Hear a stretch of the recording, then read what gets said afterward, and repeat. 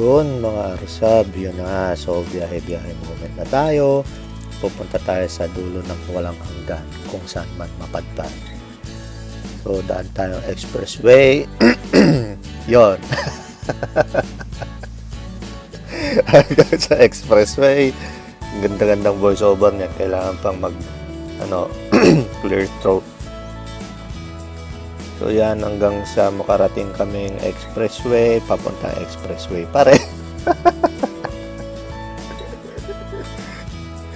Kasi hindi ako nagpaalam kung saan man ako pupunta, basta lumayas na lang ako sa amin. Hanggang sa makarating kami sa Skyway, kita nyo naman yan, nasa sky talaga kasi kita mong tuktok ng building. Alam mo, abot mo na yung ulap pero malayo pa rin. So drive lang yung kasama ko, yung pinsan ko. Hanggang sa makarating kami sa airport na kumukuti-kutita pang kanyang ilaw. Then sumakay kami sa elevator para pumunta sa food court. Then inantay ko silang lumabas ng elevator kasi iba yung napuntahan nila. Then after nyan, lakad-lakad muna sa Terminal 3 ng NAIA. Diba? Napakaganda. Kumukuti-kutita pati yung floor. Hanap kami makakainan yan. Yan, sarap. After nyan, diretso na ako sa kung saan man ako pupunta. Hindi ko na vinidyo yung immigration, check-in, bla bla bla bla bla bla. Hanggang sa papasok na ako ng Airbus. Airbus pala, hindi airport, Airbus. Then, feeling piloto, syempre, wala tayong magawa. Diyan muna tayo. Lapag na tayo sa unang pit stop. Then, after nyan, lakad-lakad na naman. Puro lakad na lang tayo, mga arsab. Hanggang sa makarating tayo sa napakagandang waiting area ng Hong Kong Airport. Kita mo yan, para siyang may templo dun. Diba? Napakaganda ng airport nila. Ang luwang. Habang nag-aantay, siyempre kuya-kuya-kuy. Mga 1 oras mahigit din tayo nagantay dyan. Kala mo nagsa-sunbathing tayo. Then, yan. Dumating din yung oras na pinapasok na tayo sa aeroplano. Kala mo, nandun tayo sa first class cabin. Kasi masaya na ako sa aking seating area.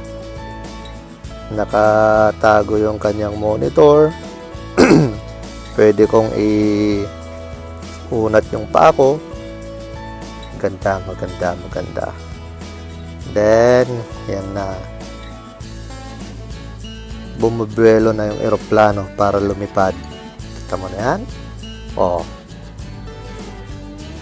Nag-open, close open pa yung pakpak niya.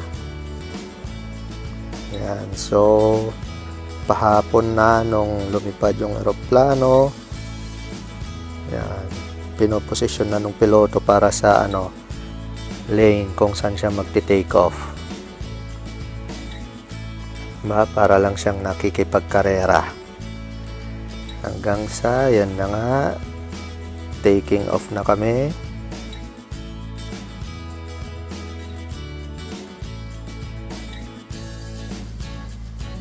Then tingin-tingin lang sa view kung anong meron na maganda.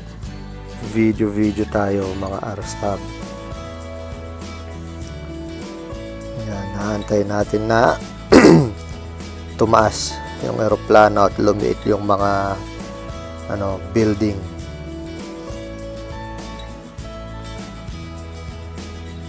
Yun habang nakaupo, yung katabi ko gustong tumungaw pero hindi makadungaw kasi nakaharang ako. Yan, nag-take off na siya, unti-unti nang liliit yan. Ayan, pansamantala, enjoy nyo muna yung view, kung ano man yung makikita nyo dyan.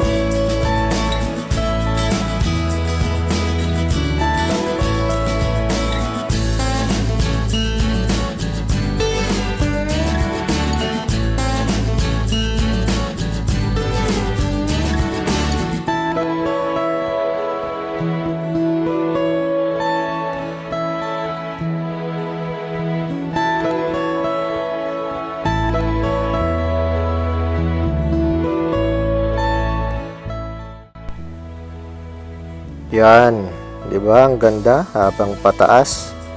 Tapos, pag nakita mo na yan, sea of clouds, kailangan nang matulog dahil magiging mahaba na ang biyahe. So, kailangan nang ilagay sa autopilot yung eroplano nang makatulog na tayo. To be continued.